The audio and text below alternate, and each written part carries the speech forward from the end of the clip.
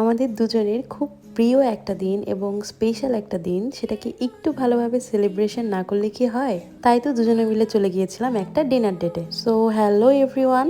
তো এই ব্লগটা কিন্তু সেখান থেকে শুরু হচ্ছে যেখান থেকে আগের ব্লগটা শেষ হয়েছিল। এই যে আমি কিন্তু রেডি হয়ে গেছি আর আমরা দুজন মিলে বেরও হয়ে গেছি একটা স্পেশাল ডিনারে যাওয়ার জন্য। তো আমরা উবার কল করে নিয়েছিলাম আর গাড়ি কিন্তু চলেও এসেছে। আমরা দুজনে এখন যাচ্ছি একটা নেপালি রেস্টুরেন্টে। আর আপনারা যদি আমার কোরিয়া সিরিজের প্রথম ব্লগটা দেখে থাকেন, মানে ঠিক এর আগের ব্লগটা, সেখানে কিন্তু আমি বলেছিলাম যে আজকে আমাদের অ্যানিভার্সারি।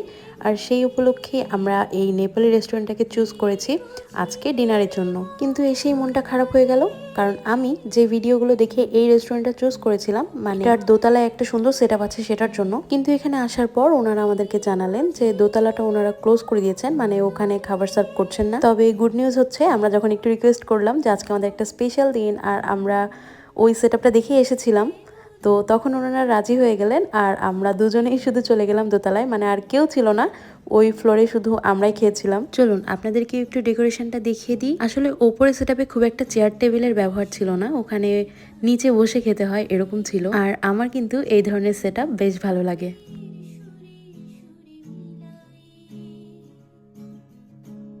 এই যে যেমনটা বলছিলাম আর কি, কিন্তু যার জন্য এত কাঠখড় পরিয়ে উপরে এলাম, ওদেরকে রাজি করালাম, সে সব কিছুই জলে গেল, কারণ আমরা উপরে এসেও চেয়ার টেবিলেই খেয়েছিলাম।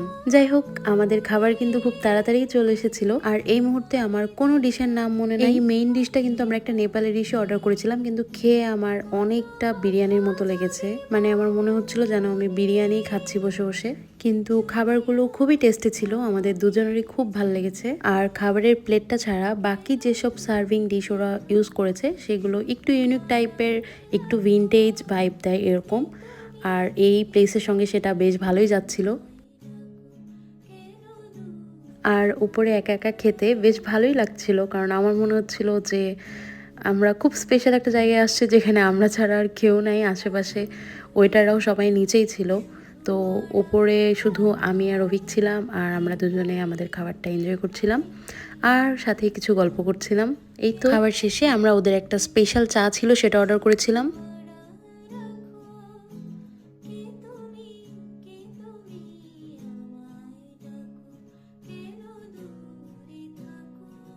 আচ্ছা আচ্ছা ওয়েট, আমি এতক্ষণ ধরে এত বকবক করলাম কিন্তু এখন রেস্টুরেন্টের নামটাই তো বলিনি। তো এই রেস্টুরেন্টের নাম মেবি ছিল ইয়েতি নেপালি রেস্টুরেন্ট। আমাদের কিন্তু বেশ ভালো লেগেছিল, আপনারাও ট্রাই করতে পারেন।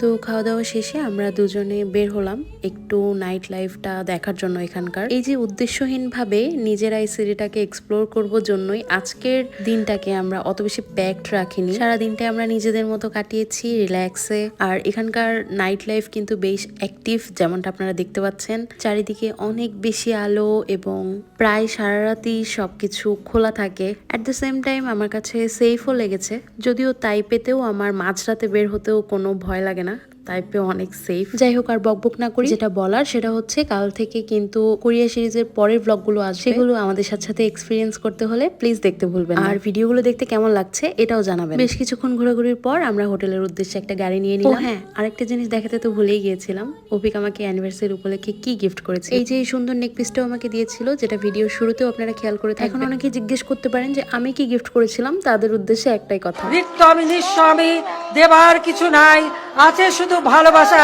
দিয়ে গেলাম তাই। আজ তাহলে যাই, বাই বাই। ও হ্যাঁ, পেজ ফলো করতে ভুলবেন না কিন্তু।